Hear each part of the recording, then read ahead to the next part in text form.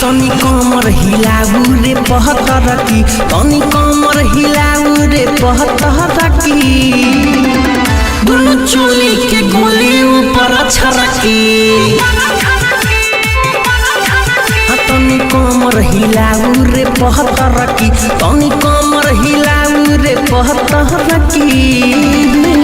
दुनु चोली के गोली ऊपर छरकी दुनु चोली के गोली ऊपर छरकी रे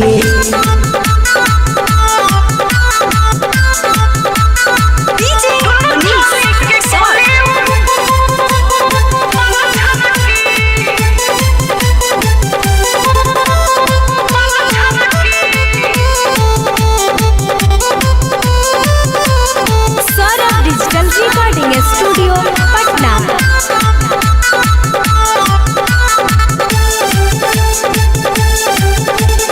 बबी बंगाली से आइल बारू जिला मोतिहारी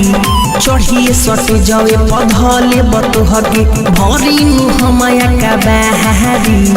अपन जवानी राख कहनी बचा के पतली कमर गोरी तू भूला चका के सुनी सुपर नाचेली बंगाली लहड़की तनी कमर हिलाऊ रे 75 की तनी कमर हिलाऊ रे 75 की तनी कमर हिलाऊ रे 75 की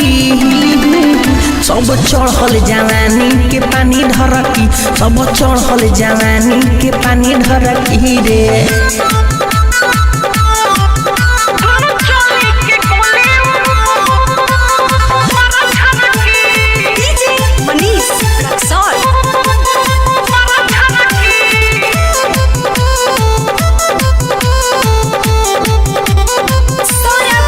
रिकॉर्डिंग स्टूडियो मोतिहारी।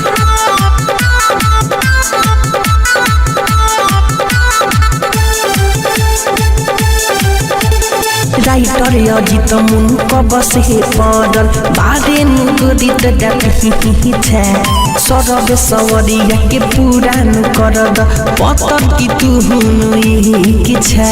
सिहिले जमाहानी के कदम तोरा पार्सल बाते नहीं माने तोहर मिठू हाजू मार्शल जब सरस हे तोरा पलो शहर की